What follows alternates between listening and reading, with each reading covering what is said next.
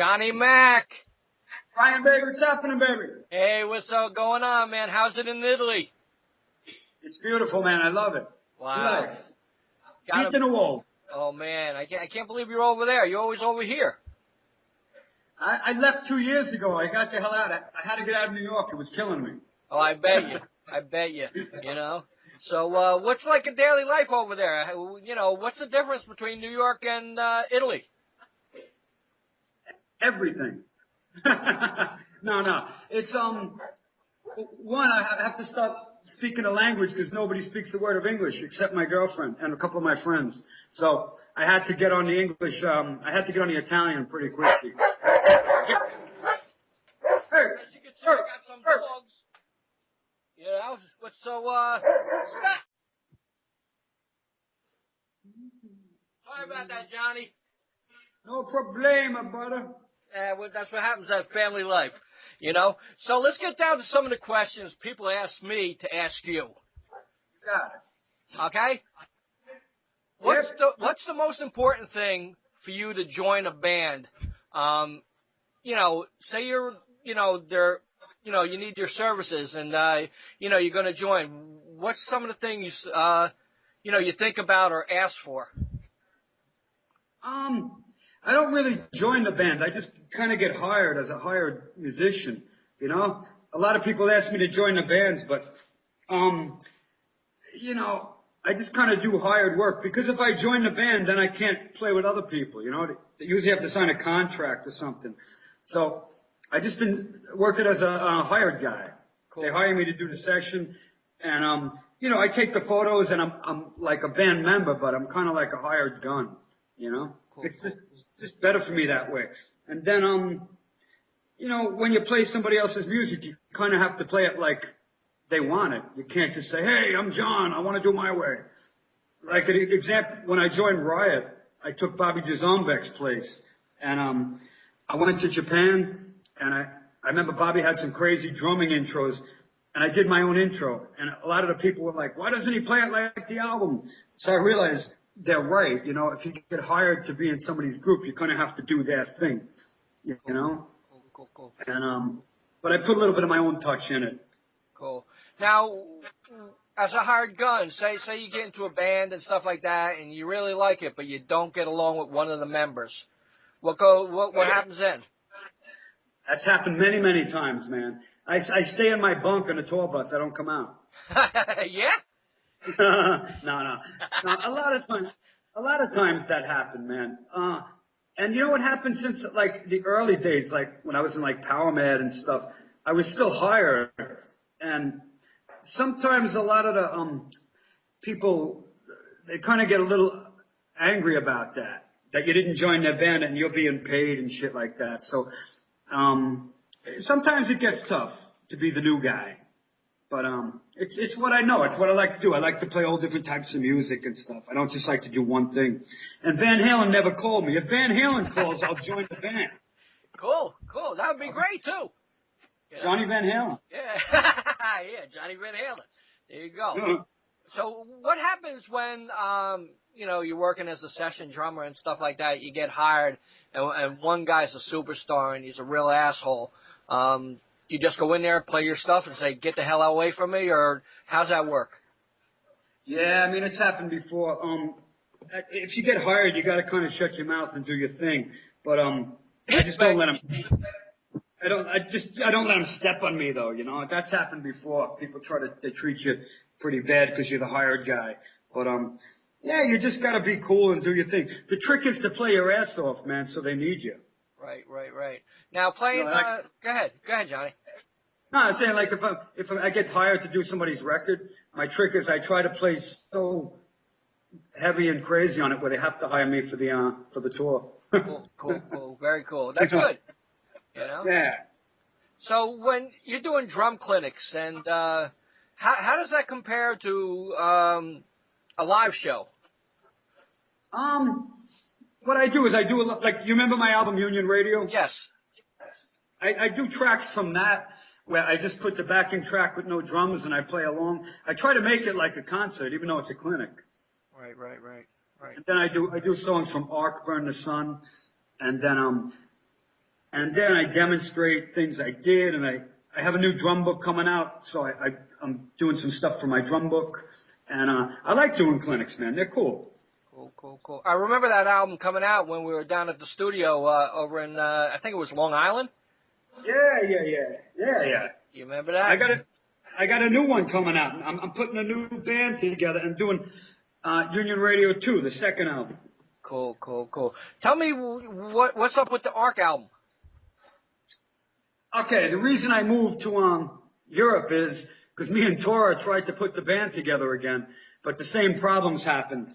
And I actually sold my car, I left my apartment, and I moved to Sweden, and where he was living.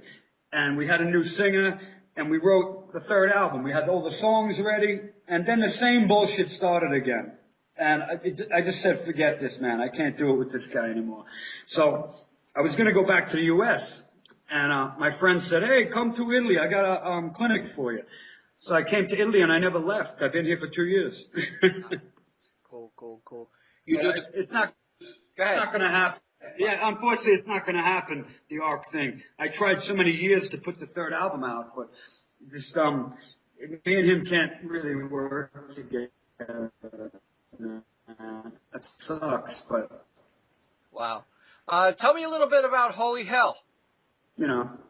But,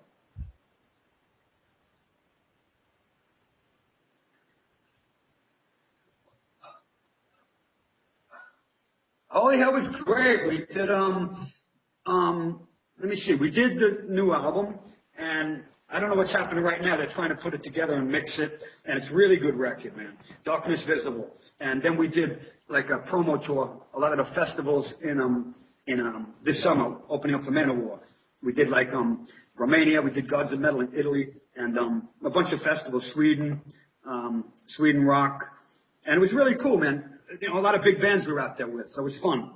And Holy Hell's a great band, great singer, great songs. And the good thing is, like, a lot of these bands are kind of operatic with the female singer, but Holy Hell's more like a hard rock band. It's not like really operatic. It's like a gothic hard rock thing. It's really cool live, man. A lot heavier. And good friends of mine, Joe Stump, killer guitar player. You know Joe, right? Oh yeah, yes. Great band. So yeah, I'm just waiting for the new record to come out. And then we'll probably do more touring. But it was fun touring with them in the summer. Great. How about Unwritten Pages? Did you hear that? I listened to a little bit today. Yeah, it was cool. Tommy Newton mixed that. I recommended Tommy Newton. He's the guy who mixed Burn the Sun and produced it in Germany. And I love that record, man. It's a cool record. Cool. I went to Holland and did that. The guys are from, they're German, but they live in Rotterdam, Holland. So I did that like last year. And it's a good record, man. I put like some kind of similar to Ark, the drumming, some drum and bass style and double bass. It's a good record. I'm really proud of that record, man. Cool.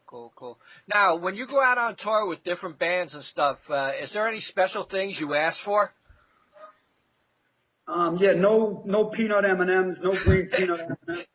No. What do I ask for? No, I'm not really like that. No, just if the band is cool, I'm with them, man. You know, I sleep in a bus or share the hotel rooms. You know, I know a lot of guys are really picky, but I'm pretty simple when it comes to going on the road, man. I love doing it. But what do I ask for? No, just trying to think. No, I'm pretty easy, man. Cool. So call me. So, you got any projects in the works coming up or anything else you want to talk about? Yeah, I got the new drum book. It's called Drumming Linear Style. Linear Style. Yeah. Drumming Linear Style. And the whole book, it's my second book, and it's on a thing called linear drumming, which means no two notes connect at the same time. Everything is separate. And you might have heard Terry Bozzio do this, or Carter Buford, Rod Morgenstein. Jojo Mayer does it. And it's my style. I did it a lot on the Ark album, Burn the Sun, and the first album, and my solo record. And the whole book is all separate notes. It's really cool. It's something that sounds totally different than, traditional playing everything together. So, I'll be finished with that in a couple of months, and I'm going to put that out. and then to do some clinics and tour for that. And then I got a bunch of new records coming out. New Mysteria came out great. Mysteria album. You know Mysteria? Yes, I do. Yeah, called Gemini. This is just it's just instrumental, and it's got let me see. He's got like a lot of classical pieces, and then he's got a lot of original pieces. A couple of Chopin things, and it's just instrumental record. So we really got to play like crazy. It's great, man. Did some Beethoven tunes, and then I got a record with Roger Staffelbach and John West and Mysteria. It's called Artlantica, and they just got signed to SPV, so it's come out on SPV. And an album called Beyond Abstract with some guys from Rome, and a band from Geneva, the Dave Lace Band. And then I got new Master Castle album from Geneva. That's Piagonella. He's a pretty famous guitar player here in Italy. He's great. And another album called Rustfield, guys from Torino. Holy Hell. New Taurus St. Maureen. Have you heard that? No, I haven't heard that. I haven't heard that. Yeah, that's a good instrumental record, man. And then I just produced a band from Rome called Cassandra, which is really cool. It's kind of like mixture of Stone Temple Pilots, Linkin Park. We got some electronics in there. And they're young guys, but they're really good. So the album, we just got mastered, and they're looking for a deal now. Cool. So I've been working, man. Do you ever get the rest? No, man. The concept, vacation. But I got a new apartment. I got a beautiful place here. My girlfriend. We live in the middle of Italy. Cool. It's called Rieti. It's called Rieti. It's the center of Italy. They got a monument that shows it's the direct center of Italy. You know what the monument is? Yeah. It's a big cheese. Oh yeah. Yeah. It's called a cocciota. It looks like a big mozzarella cheese with lights. Wow. It sounds like good. You know. So let's go back to a little bit of your past. I'm going to just mention two musicians. You know, tell me a little bit about working with both of these guys, because they're high-profile people. And you know who I'm going to say, so go ahead. Yngwie Malmsteen. Who? Okay, there's a new book. You got to get it. It's a crazy book, man. A writer in Sweden, Anders Tegan. He's a famous writer in Sweden, and I think he spent 2 years interviewing most of the people from Yngwie's band, which is like 8,000 people. Uh-huh. And then he went to his everybody who knows Yngwie, ex-girlfriends, and it's all like the real story. And I did like 6 or 7 page interview in that. And it's a crazy book, man. It's out now. Cool. And it's only in Swedish, but now that this month they're putting it into English too. It's called As Above, So Below, and pretty sick book. But working with Malmsteen was man, I could write a book myself on just a week working with that guy. Wow. Any good Any good stories? Yeah, when he first called me up, I heard, hey, this is Yngwie J. Malmsteen. Could I speak to John? And I thought it was my friends fucking around. I'm like, yeah, right. And then no, this is Yngwie J. Malmsteen. And he heard my album Arc, the first album, and he said, the drumming is great on this. Is it you playing on it? I said, yeah, it's me playing on it. And he says, you want to fly down to Florida and record my new album? I said, yeah. So he flew me down to Florida, picks me up in his Ferrari. First thing he says is, why'd you cut your hair? So I think we went right to the bar and started drinking for about maybe 8 hours. And that's how we met. Then after that, he goes, come on, let's go play. And I go, play now? And he says, yeah, let's go. So we went to the studio. I couldn't even walk. And he says, play a drum solo. So I played a drum solo, and he goes, you got the gig. Let's go back to the bar. Cool. Cool. Yeah. Wow. And, it was great working with him. We recorded the first album at Criteria Studios in Florida, which is like where they did Heaven and Hell. Uh-huh. They set the drums up exactly where they did the drum tracks for those, and we did Alchemy, a great record. And then, man, there were some crazy stories, though. We went all over the world. We toured for 3 years, man. Wow. Wow. So how was it working with James Labrie? James is cool as hell, man. Uh-huh. Tell me James any stories. James is like, let me see, when I first got the gig with James, Mike Portnoy recommended me. Uh-huh. I'm a friend of Mike, so Portnoy recommended me, said James needs a drummer. And James called me up and said, we got a tour booked. We're just going to rehearse I think 3 days up in Woodstock. So we went there, and the guitar player was great, Marco Sfoli, he's from Italy. And we rehearsed the band for 2 days, and I think James came the last day, and we just rehearsed and went out on the road. And no, we rehearsed for 2 days with James. And after the first day, he didn't say anything about it. He was just like, okay, everything's great. So I'm like, wow, this gig is easy, man. And then he came to my room at night, and he goes, hey, man, you got to work on some of those drum fills, because Mike Mangini did the record. And it was like crazy drumming. So all night I sat up and I learned the fills like pretty much exact. Not exact, but the most I can get them. And the next day I really took it serious and ripped it up. And he was really happy. So he's a good guy, man. He's mellow. He's Canadian. Cool. Do you miss playing in New York, New Jersey, like with when you played with Until Destiny with Robert and stuff like that? He's a great guitar player too. Yeah, Rob's great. Rob's in L.A. right now. He moved to L.A., I think. Wow. I played in New York my whole life, man. You know, I also played in Europe my whole life, but I found that most of the records I was recording were with European bands.